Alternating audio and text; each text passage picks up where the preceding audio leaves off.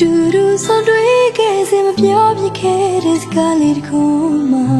ဒီလိုတစ်ဘဝလုံးဝေးဖို့ကိုယ်စားမတွေ့မိခဲ့ပါတစားနဲ့တော့ဝေးခေါ်ကံကြမ္မာကတို့နှစ်ယောက်ကြားမှာအမြဲတမ်းမဲလေးစားရခဲ့တာ